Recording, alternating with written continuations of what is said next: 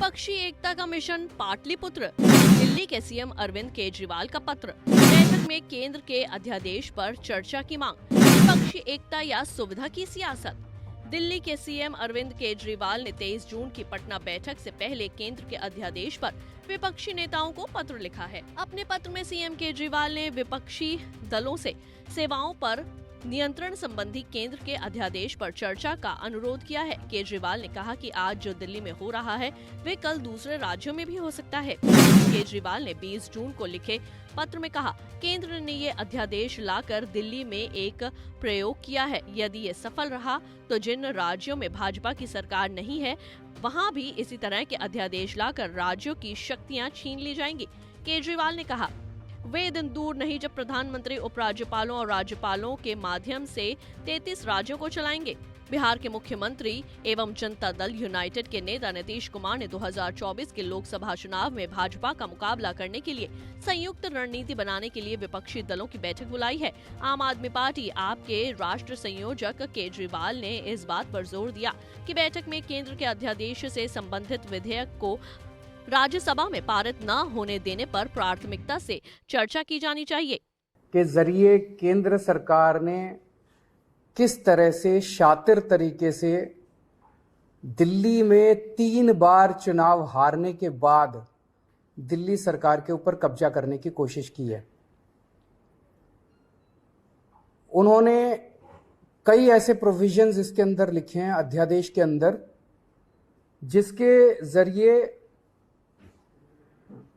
मंत्री और मुख्यमंत्री, जो चुनी हुई सरकार है, जो चुनी हुई कैबिनेट है, उसके ऊपर हर जगह इन्होंने एक अफसर को बिठा दिया। अब डिपार्टमेंट्स में मंत्री की नहीं चलेगी, अफसर की चलेगी। अफसर को मंत्री का बॉस बना दिया।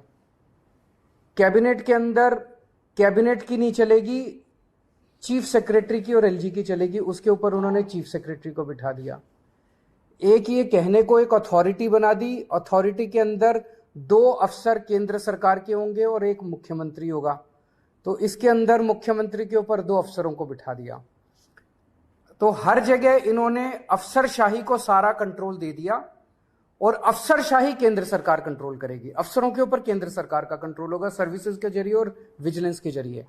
तो एक तरह से केंद्र सरकार दिल्ली सरकार को अफसरों के जरिए चलाना चाहती है। हमारा देश एक जनतंत्र है, भारत एक जनतंत्र है और संविधान, भारत का संविधान की मूल आत्मा यही है कि हम एक जनतंत्र हैं। जनता सरकार चुनती है और उस सरकार को काम करने के सारे अधिकार होते हैं और वो सरकार, चुनी हुई सरकार, अफसरों के जरिए काम करती है। वो अफसर चुनी हुई सरकार को रिपोर्ट करते हैं। ये शायद दुनिया के इतिहास में पहली बार भारतीय जनता पार्टी ने ऐसा षड्यंत्र रचा है कि अब अफसर जो है वो चुनी हुई सरकार के ऊपर होंगे। क्यों? क्योंकि उन अफसरों के ऊपर केंद्र सरकार का कंट्रोल है। केंद्र सरकार उन अफसरों को कंट्रोल करती है, किसी को भी ट्रांसफर कर सकती है, किसी को सस्पेंड कर सकती है। कि अफसरों के ऊपर केंद्र सरकार का कंट्रोल है और अफसर जो है वो मंत्रियों के ऊपर बैठेंगे। तो जैसे किसी भी डिपार्टमेंट में मंत्री जो है वो अगर कोई आदेश देगा तो अफसर डिसाइड करेगा कि आदेश सही है कि गलत है। अगर अफसर को लगता है कि आदेश सही नहीं है, अगर वो, तो ये बहाना मार के कि वो अफसर आदेश सही नहीं है, वो अफसर आदेश मानने से इनकार कर सकता है। सरकार कैसे चलेगी ऐसे?